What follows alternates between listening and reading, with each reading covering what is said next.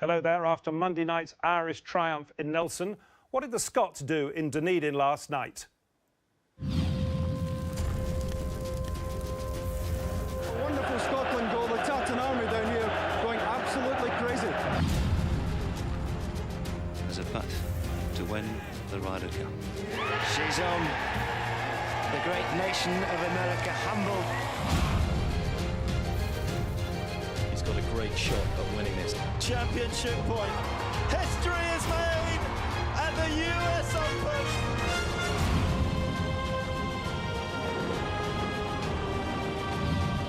Here we go, New Zealand!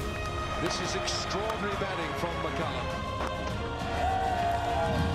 The heat is on. Oh, beautiful. How good's that? How good is that? That's magnificent. Oh, brilliant. Absolutely brilliant. Yes, day 4 of the ICC Cricket World Cup threw up quite a challenge for the other Celtic nation in the tournament. They were up against one of the pre-tournament favourites in New Zealand who'd already won their opening game. So how did things turn out? Well, we'll show you over the next hour with highlights of the game from the University Oval. Let's start with the toss. It was won by New Zealand, who decided to bowl first. The team news was of New Zealand sticking with the same 11 that won their opening game against Sri Lanka, while Scotland were hoping that their players with county experience, the likes of Courtson, Machin and McLeod, would give them a chance of causing a major upset. Well, let's see what happened when Scotland batted first.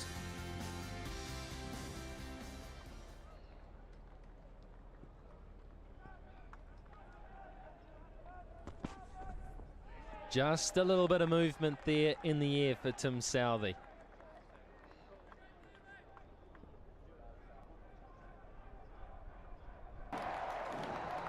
Milbino review, he turns and he walks off McLeod. He knows he was hit adjacent.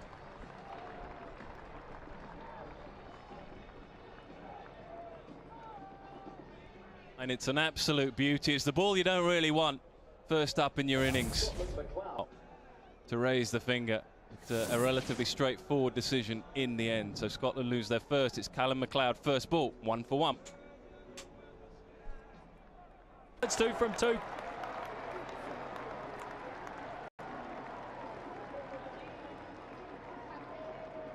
Only a question whether it might have just hit the bat, but the batsman knows it didn't, so he walks off. Good decision by Brendan McCullum. He wanted to have a bowl first. He wanted to cause problems in Scotland's stop order. He's done exactly that. Another first baller, this time to Gardner.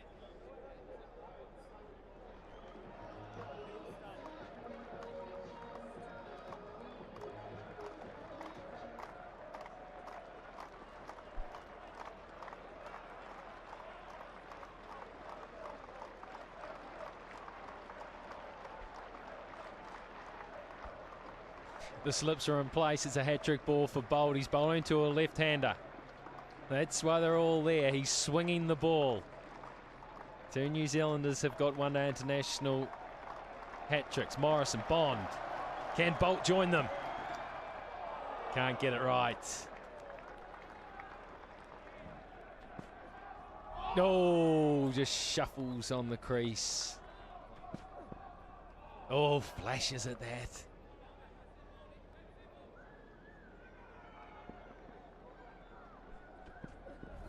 That's the area there, and it's too good. What an over from Trent Bolt. It's a double. Well, I was going to say double wicket made him. It's not quite, because the first one was a wide. It's 1 for 2. The other, Scotland 1 for 2 here at University Oval. Most sides would love to have a left arm. You go back to England, they tried to get a left armer in because of exactly that, Harry Gurney, but in the end couldn't force his way or stay in the squad for the World Cup. Too straight, flicked away. Short boundaries straight at this ground as well. Yeah, just gets the swing wrong, too close to the pads and help along. That'll just settle Scotland down a little bit. That's the other thing, Mark, that I've noticed since being here in New Zealand and in Australia with the warm-up games that England played. The ball's swinging. Still matching the left-hander on strike here to Bolt. and because of the ball swinging away from him, there's going to be the 4 slips in place, no gully, a man coming and catching short on the offside as well. It's all attack here by the New Zealand captain. And this will be an examination. Well, he moves across to the offside to see if he can get closer to it. If it doesn't help him, he plays and misses again. Yeah, you'll know, and I certainly know. It's that's the conundrum really for the left-hander with the ball swinging away. Do you go over to the off stump and try and cover? Have a look at how far across he goes here. There, almost outside the line of the off stump.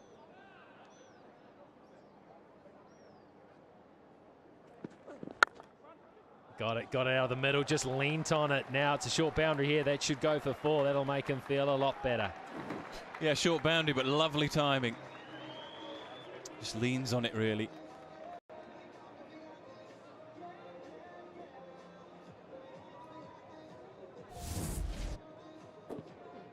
Really nice shot. So he's a good player. Played quite a bit of county cricket now. New Zealand will have no problem with that because it wasn't a genuine half volley. At mid-wicket. Might have been a juggling act, but it was a good sharp catch in the end. It was hit firmly. Carl Kurtzer can't quite believe it. All the gaps on the leg side. He picks out the one man lurking just in front. Good captaincy though from McCullum. He's got his man placed in front of square. Easy to have him on square. Yeah, he can't believe it. All the gaps and he picks him out. It's all going for New Zealand. Picked up their 3rd wicket. Real problems now for Scotland. Kurtzer goes 1 from 10, 12 for 3.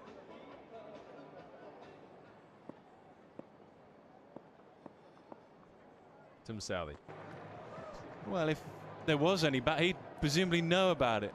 He's looked at his partner there. I wonder if he thinks more line than bat. Let's wait and see. Southee thinks it's straight enough, just whether perhaps there's a little bit of bat involved.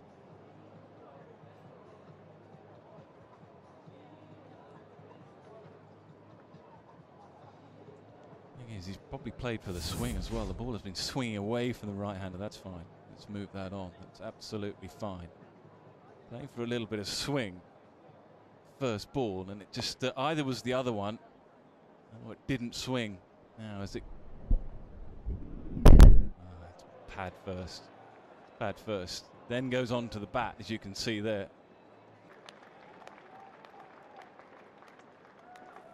Yeah, I think he knew he didn't quite hit it. He knew he hit it, but after it struck the pads. So the question, I think, for him, was it going down the leg side? Nigel Long said no, and he's absolutely spot on. Real trouble now. Momsen goes first ball, 12 for 4. Southee's turn to try to pick up the hat-trick now. Bolt had an opportunity a few overs earlier. Can Southee do it? Oh, right on target. Good straight bat, though, in reply. It was brilliant bowling, though, from Southee, wasn't it, to Momsen? Oh, lobbed away and gets away with it. No timing at all, and then there was half a run-out chance as well.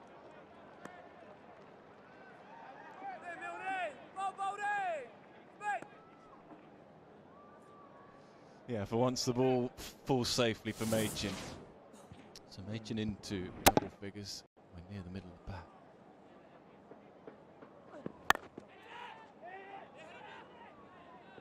I think he was okay there. It was pretty tight in the end. It was good work. The throw wasn't anywhere near. That's a shot now. That's a shot of authority.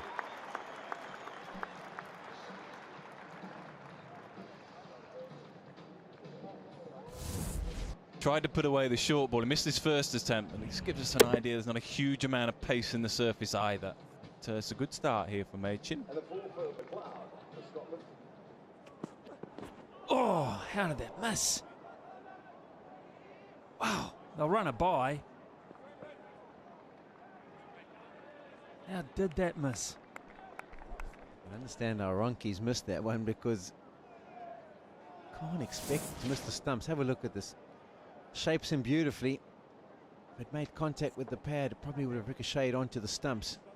Ronke moves late because he just wouldn't have thought that any chance of that ball coming through. Up, over. Very good shot, freeing the arms. Couple of bounces behind point for 4. That'll make Berrington feel a good deal better. Yeah, this is a quality shot. A little bit of width Something for Berrington to work with, and he's onto it in a flash. Not looking to get over the top, but up and over. And so he should do. It's the one bounce. He's quick, Milne, but he has to be nice and straight. And these slower surfaces, if he gives a little bit of width, he's going to be punished. Nice. Another good one that slides across the right-handed Berrington. Doesn't shape back in. He's looking for that big booming in-swinger. Wide of McCullum. Beautifully timed by Machin. Yeah, Bolt was a bit disappointed. He wasn't happy with the fact that it went to the boundary, but he shouldn't be. It's a nice full length and the ball shapes. There's a good shot by Machin. Just drifts away, and yes, it's come out of the middle of the bat. Not prodigious foot movement. Doesn't really get to the pitch of it, but the arms are good. The hands are so good through the hitting zone.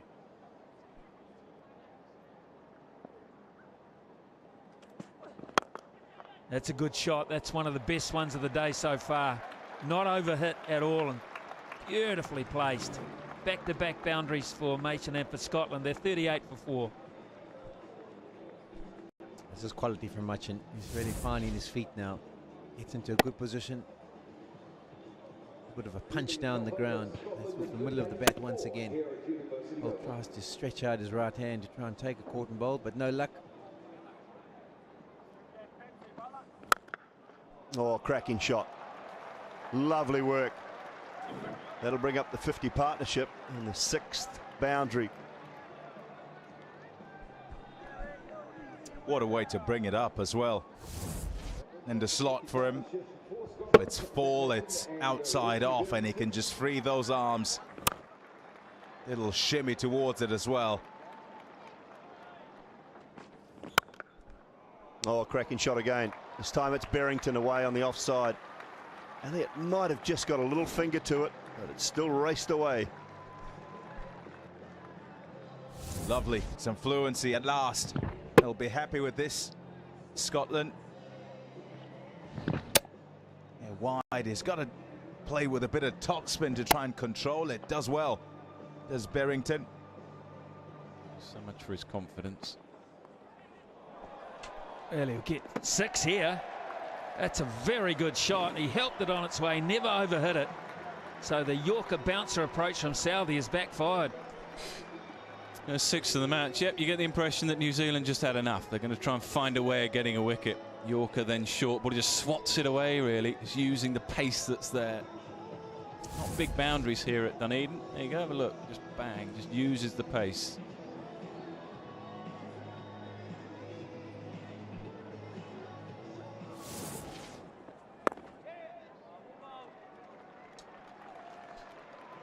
And 50 for Machin. Boy, he's played really well. He really has. Bearing in mind the situation that he found himself in the early overs. Yeah, punch of the air says it all.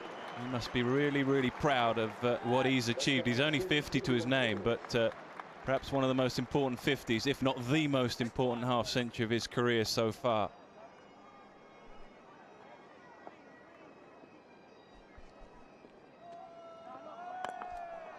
Straight at us, Nick. Over the top of the commentary box. A beauty. So Berrington celebrates. Terrific strike. Yeah, increased confidence. He's played really nicely. We concentrate on Machin because he's just got 50, but Berrington has played nicely too. 39 now to his name.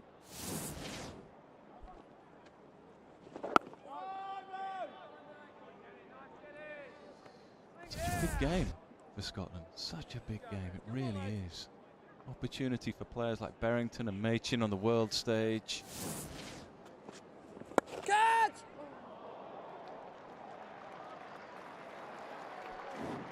Beautifully struck past Kane Williamson. Cries of catch it. Boundary to finish the 27th over. 105 for 4.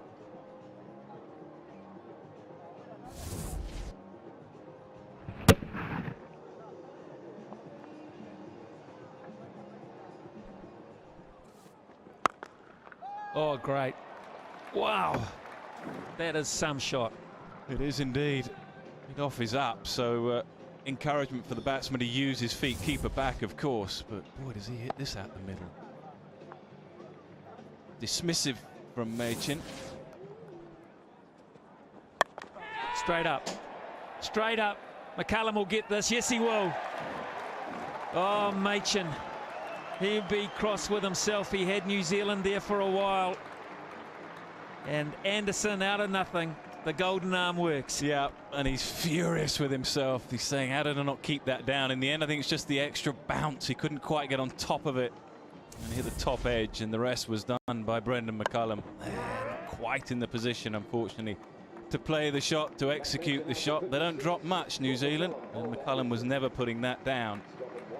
But a really good hand from Matt Machin. He'll be disappointed now as he walks off, but he's played a good hand for his team and himself. 56 from 79, 109 for 5.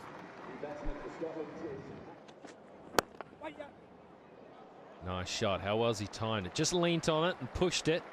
Short boundary, fast outfield. Get it through, you pick up full value. Yeah, when a man bowling quite quickly as well, that helps too. Got into a good position there, Cross. Oh, that's in the air. That's a top edge, and it won't go all the way. It'll just go into the safe hands of Milne. So the New Zealanders, they've broken the partnership. Both to some bumpers too. Anderson bounces, doing the trick. Does Machin. And then Berrington. Comfortable catch that. It's a top edge, just goes straight up in the air. And another good innings comes to an end. Gone for 50. It's 117 for 6.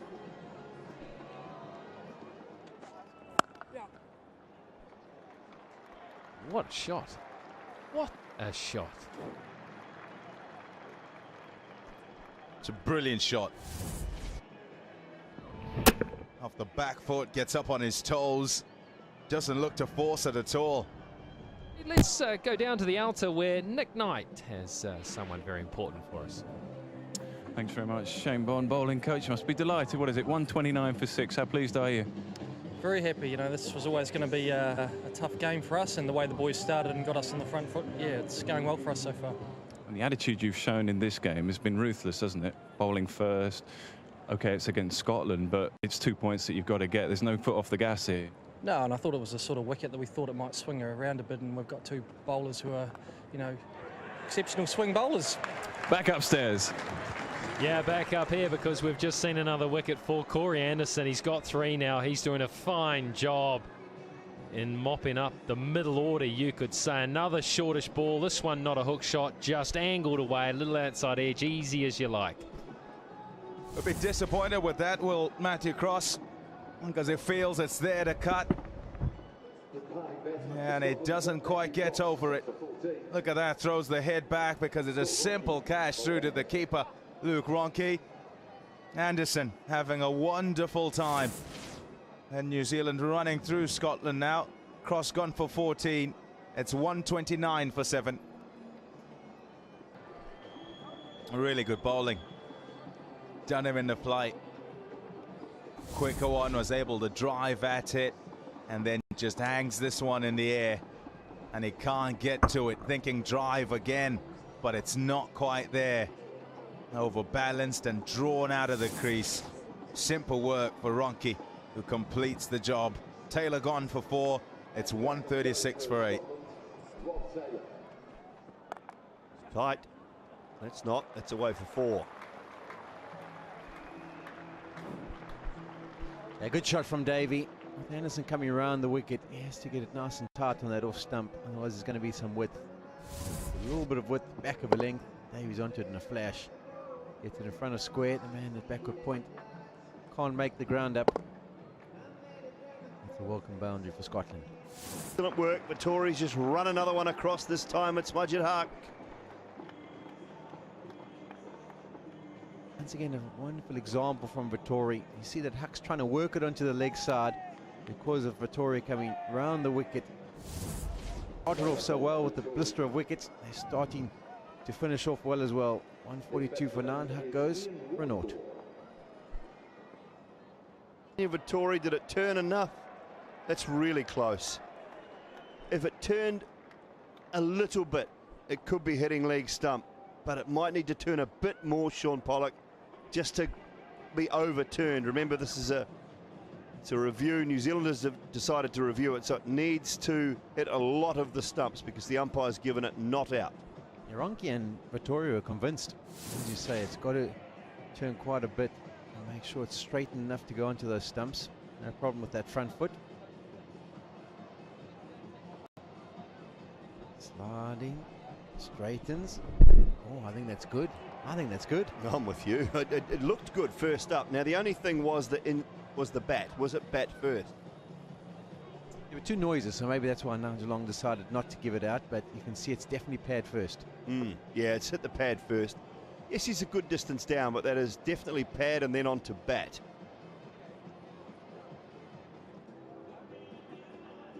Yeah, very well done. Very well done. That's it. It's all over, been bowled out. Not a bad decision, Nigel Long. He won't mind that. He wasn't sure whether it was bat or pad first. It was very, very close together, so no problem at all there.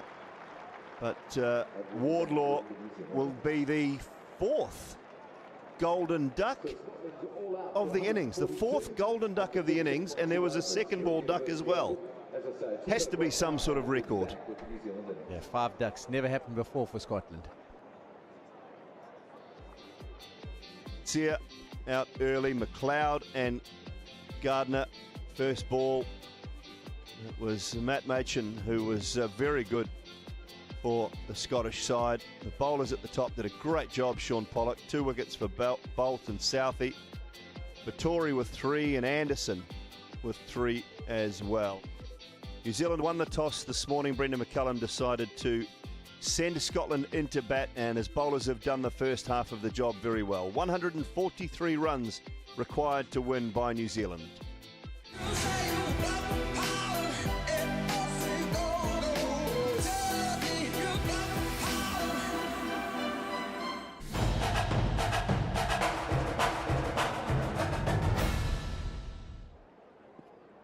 Martin Guptill, he's found a little bit of form in the last couple of games.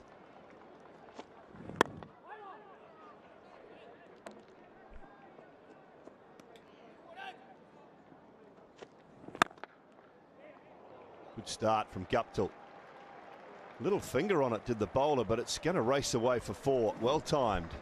Yeah, quality shot from Guptill. Give him a bit of confidence. It's a good stride and plays it with a nice straight bat. Nigel Long had to take cover. Made contact. The bowler trying to cut it off. Foolish in length. Good drive. Nigel Long was taking evasive action and the deflection almost did him. 4 more. Guptill goes straight down the ground. Not perfectly timed again, but picked the runs up. We saw some quality bowling from the New Zealand team and getting it to shape in and bowling nice and full. But that was Bolt operating at 135 plus. Guptill looking to get a good positive stride in. Oh, that's good from Guptill. That brilliant pull shot. Yeah, it's just not quick enough from Wardlaw. If he wants to bang it in, he's either got to get it a touch higher, get the ball with a bit more pace. Guptill's onto that in a flash and complete control in front of square. Oh, offside this time. Too easy there for Martin Guptill. The last over, there was 2 wonderful shots played down the ground from balls that were over-pitched. I think Wardlaw's trying to correct that issue. And unfortunately, that's too short. He's been punished twice in a row. One on the leg side, which was banged in short. This one with a width on the offside and slapped in front of square. Nicked and gone, yes. Got the length right. It's moved away. Guptill's gone hard at it, and the Scots have struck. Yeah, that's a good change up there from Wardlaw. He was too short to start the over off, but now he's got it onto the perfect length, getting the ball to swing away from Guptill, who goes on the big drive. Probably should have been looking to hit it a little bit squarer. That nice and straight, outside edge, comfortable catch through to the keeper. And exactly what the Scottish team needed, a breakthrough, and put this New Zealand batting line up under some pressure.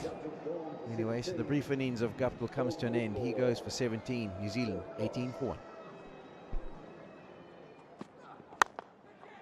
Oh, in the air, but through the gap.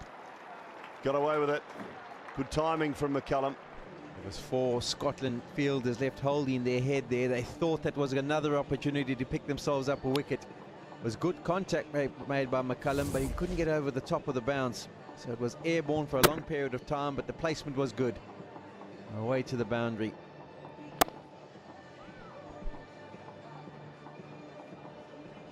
Looked a little bit caught in two minds there, McCullum, whether to go really hard at that one, hit it all the way over the top or not. He has there. It's a chance though. Oh, brilliant. Brilliant, has it? No, he's put it down. He got there, Gardner. Got there in good time. Thought it went into the hands, but no. Spilled it. You were talking about whether McCullum would be caught in two minds about going over the top. This time he decides he's going to. He flicks it. A lot squarer than he wanted. Gardner made some good ground. Unfortunately, just slipped through the hands onto the ground. And once again, left with his hands on his head.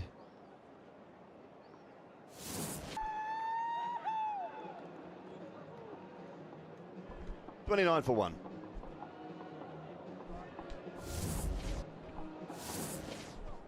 $29 for 1 then from 4. Oh, there he goes again, McCullum. Uses his feet this time. The placement's good.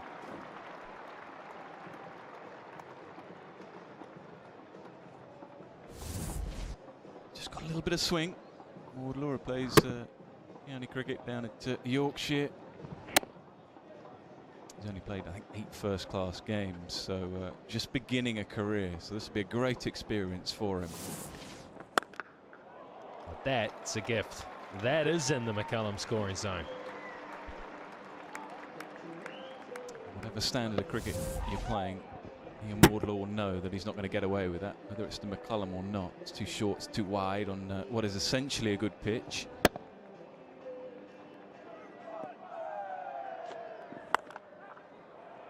Not that away. So simple. He can play a front and back foot, and it's always stylish. That's what you're going to get from the likes of Wardlaw at this stage in his career and his development. He didn't mean to. Can't have meant to bowl that short. Just dragged it down. No cover in the deep. He's trying to hit the pitch hard.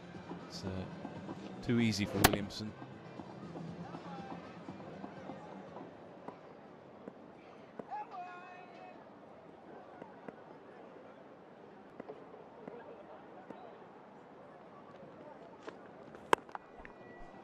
That'll be 4 more.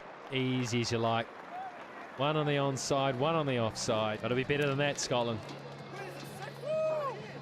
Yeah, there's that inconsistency, isn't it? Again, he's not trying to bowl this. He's trying to hit length over the top of the off stump, but quite hasn't got the consistency yet in his action and control in his action. Oh, there's a little fiddle-it one from McCullum. It's a shocking shot. He'll be so annoyed with himself. And they've picked up a second one here, Scotland. And it's the New Zealand captain. Yeah, he's been a little bit inconsistent, but he'll forget all of that right now. He's got the big scout, Brendan McCullum. It was a nothing shot, really, by McCullum. What was he trying to do here? He was trying to run it down. There was a slip, and obviously the keeper. So just perhaps a lack of concentration from Brendan McCullum. Wardlaw will take it. He will be delighted, as he should be. So McCullum goes for 15 from 12, 48 for 2. Taylor away with a classic cover drive from Ross Taylor. That's when he's at his best, when he's hitting through those areas.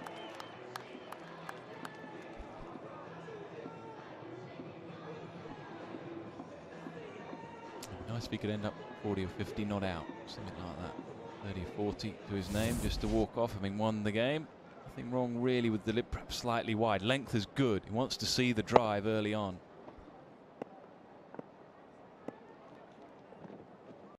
And he'll pick up 4. And ruins a decent over from Josh Davey. 63 for 2. They'll be disappointed. They've lost a couple of wickets, but they're well on their way to winning this game very, very quickly.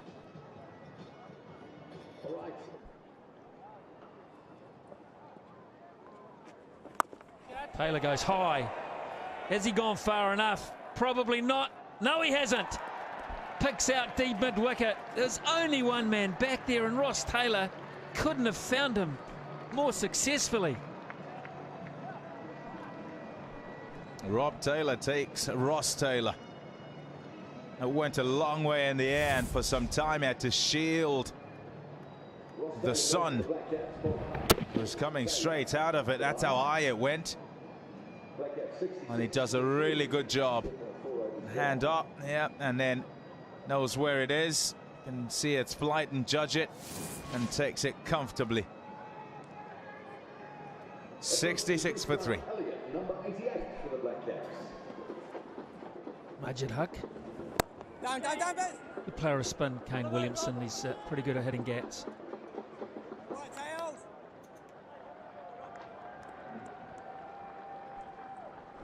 He's very much become the insurance of the side. I know you're talking about Grant Elliott and using the same word, you're talking about them being in trouble, but so often he's scored runs for them, Kane Williamson, as a guy who comes in and is able to...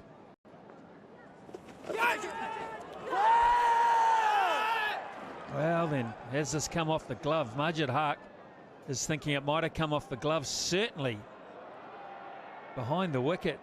They probably won't have a good view of it. They're thinking it did. Elliott is totally unmoved, and so is Nigel Long. They're going to have a look at it. They're going to have a look at it.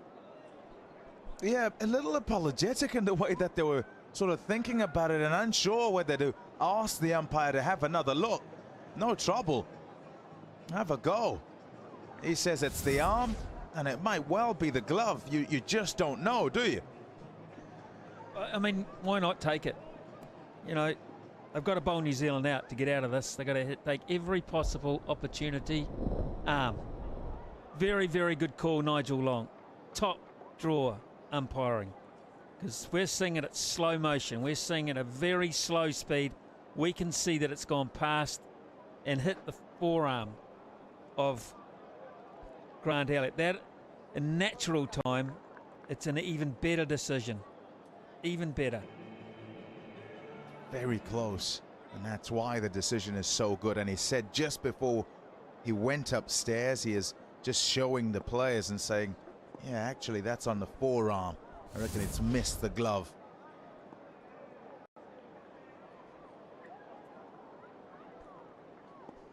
So full marks there to Nigel Long.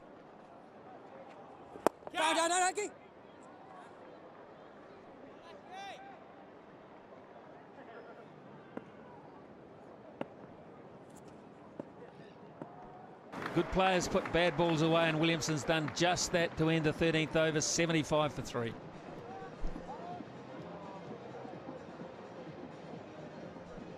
Real ability. Kane Williamson, and as quietly.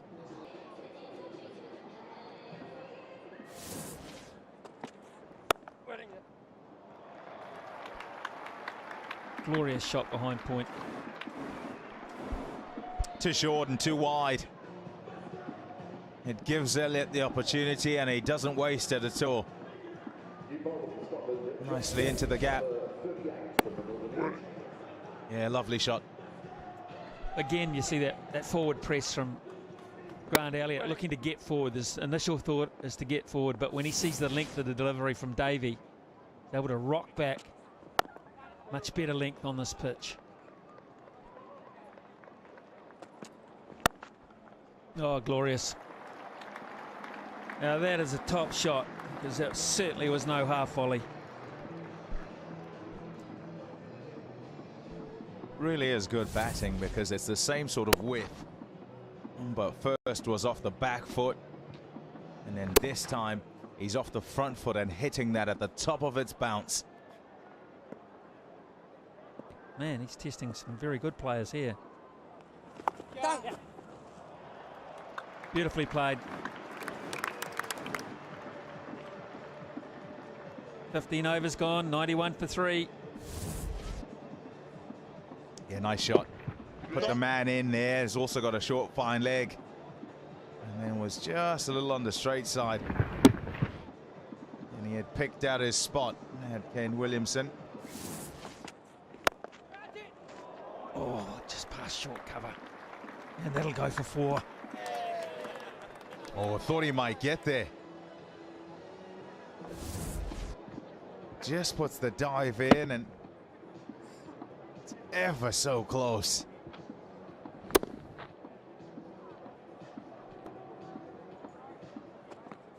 No bowled.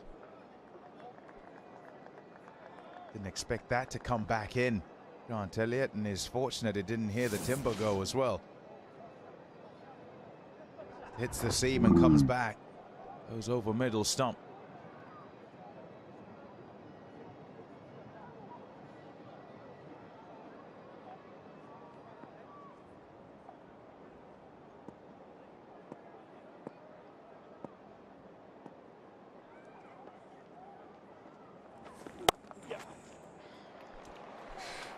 Too short and too wide, and slow enough just to rock back onto the back foot and find the gap.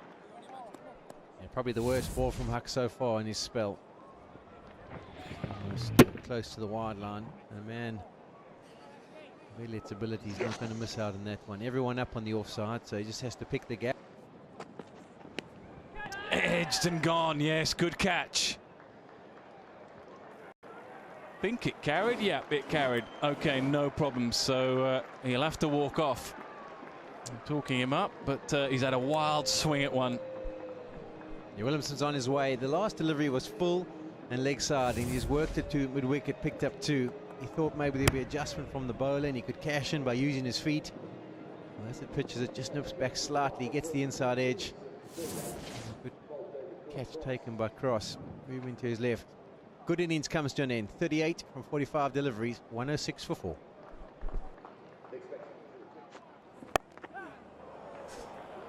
Helped on its way, and the man is fine. So no man at deep square. Easy 4, really, just clipped away. Not the best delivery from Wardlaw. We've seen him on occasion. He's been too short this time. Far too full. I don't know if he was going for the Yorker, but he missed it by a few meters. Elliott, well aware of the fact that there's no square leg back on the boundary, doesn't have to keep it down, just flicks it away.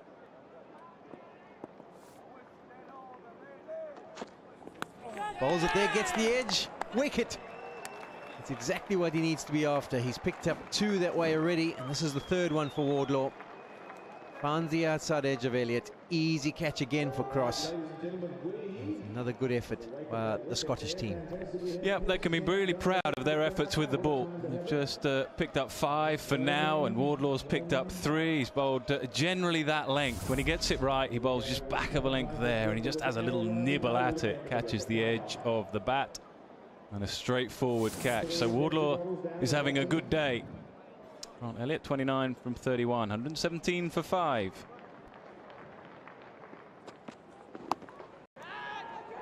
Straight to the man who puts it down. It was hit flat, it was hit hard, and should have been taken.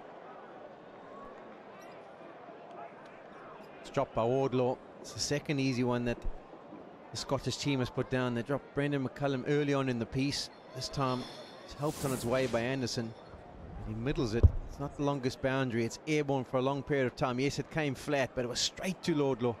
He should have definitely picked that up.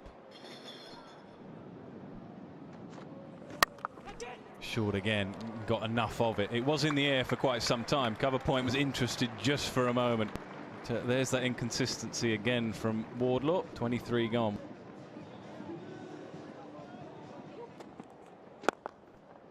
He's got that through. Good placement. That'll be 4 more. Don't bother running for that one.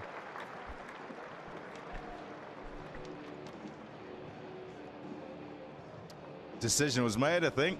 Anderson and Ronke decided they won't waste any time. In the slot, though. Looking for that Yorker. Not quite full enough. And Anderson able to work it wide of mid-on to get 4 more.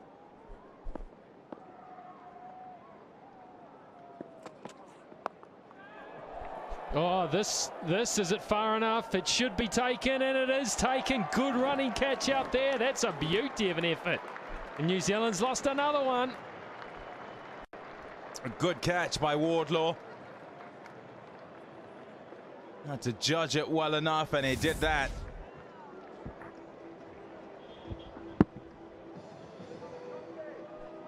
Top edge. Doesn't come off the middle of the bat. Doesn't threaten the boundary in the end. Comes in, sets himself and takes a comfortable catch, makes it comfortable to get rid of Corey Anderson for 11. It's 133 for 6.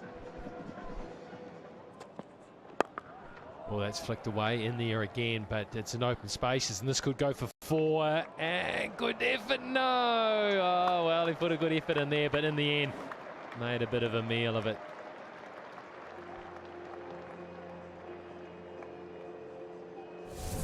Despite the wickets going down, this is the effort from Gardner. He's always falling over, wasn't he? And he was trying to just whack that away from the ropes, and he'd get up to go and then sort it out. Wasn't to be. Well, the momentum of the ball, you've got to get a lot on it, don't you? You can't just give it a light slap. 6 needed. Ronke goes high. I don't think he's gone long enough. I don't think he's going to pick up 6. In the end, he's going to find himself on his backside in the pavilion. And I reckon despite the wickets falling, they're going to play some shots, the New Zealanders, because they just want to whack it and finish the game. Unfortunately for them, it's not happening that way. With each one that tries to whack it out the ground, oh, they're coming up short. Now wickets are tumbling. Here's the latest of them. Simple catch, it's well in the field of play. It's Ronke who's got to go for 12. 137 for 7 now, New Zealand.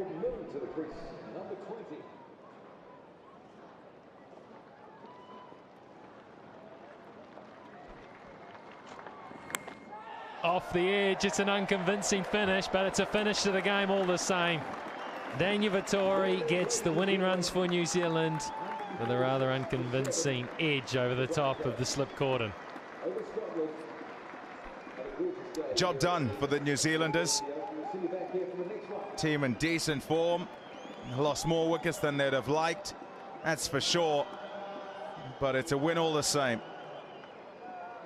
Decided this morning, having won the toss, that they'd bowl first, and it was Bolton Southey, their swing bowlers, who are able to run up and get 4 wickets very early, and that straight away put Scotland on the back foot. And in fact, it ended up being trying to make sure that they don't get bowled out for too little. Partnership ensued, but they could only get to 142. Martin Guptill was probably the one that looked the best out there. Brendan McCullum tried to get on with it, but just couldn't get hold of it, and in the end just ran one into the keeper's gloves. Williamson looked typical Kane Williamson before he was deceived coming down the wicket. Taylor still a little bit out of sorts, decided to go for his big shot over to the onside, and it cost him his wicket, so not good for him. Elliott worked hard for his 29, made a reasonable contribution there. Anderson never really got going, and Ronke as well, and when they decided to hit out, they got out. In the end, Vittori's 8 from 4 was quite a telling 8 runs. Well, the bowling, they cashed in with some wickets there, didn't they? Wardlaw, very good, 3 overs, 3 wickets for 57 runs and 3 for 40 for Davies, so they'll be happy enough with their return. Perhaps they would have felt they could have been a little bit more accurate. In the end, they were rewarded by making New Zealand and New Zealand fans just sweat somewhat. So let's just have a look at how this game panned out. Scotland were asked to bat first, having lost the toss, and they were bowled out for 142. New Zealand would have been very happy with that work. They were in all sorts of trouble until Matchin and Berrington got together for a very good stand, both of them going through to their half centuries before they got out in quick succession. Wickets for Anderson, 3 for 18, was one of the standouts with the ball. Vittori as well, chipping in quite nicely with 3 for 24. He's had a couple of good games picking up wickets for the New Zealand veteran left-arm spinner. Bolt, with that magnificent 2 in-swingers, went bang bang, was on a hat-trick, 2 for 21, and Southey was just a devastating. With the new ball, in reply, New Zealand would have wanted to knock those runs off quickly. They did knock them off quickly, but they lost wickets in the process. Williamson, the top scorer, with 38 from 45. Elliott, a tidy contribution of 29, and then Guptill struck the ball nicely at the top, but neither him nor McCullum could really get going and set a big total. 3 wickets for 40 for Davey and 3 for Wardlaw was a good performance from them. So New Zealand win by 3 wickets, their second match. How'd you feel today? Yeah, it felt pretty good. I felt the ball swung around relatively nicely, and I guess the wicket had a bit of assistance in it as well. So a pretty good bowling performance, and yeah, I suppose everyone got a little bit of a bat as well, but yeah, we got the job done. Preston, start of the match, pretty tough, wasn't it? Yeah, it was a very tough start for us. Obviously, the ball was doing a little bit more than expected, and to be fair, they bowled very well and exploited the conditions. Unfortunately, we lost a few early ones, but credit to the way Matthew and Richie batted through the middle there. I think you know, they showed what we're capable of. Unfortunately, they couldn't go on, and you know, we were well below par on the target we set. Brendan, same sort of thing, really. It was a tough one in the end, but you got there. Yeah, it was a tough one. I think, you know, credit to Scotland the way that they hung in there, especially after being 4 for 12. I guess Leicester teams would have rolled over there, and you know, credit to them for the way that they hung in, managed to post a total, which was always going to be a little bit tricky on that sort of surface. It was just nibbling enough, and they had the bowlers with that were going to be able to extract a little bit out of it as well. So we're pleased with the result in the end. Probably a little bit of a little bit nervous towards the end, but in the end, I guess, you know, 25 overs to go, we'll take the result and the points from this game. So New Zealand kept up their winning start to their World Cup campaign, and their next match is on Thursday night, Friday morning, the early hours thereof, at midnight 30 our time, and that will be against England. And England are Scotland's next opponents as well. That's on Sunday night, and we start our build-up to that game at 9 o'clock on Sunday evening. For now, though, it's goodbye to you.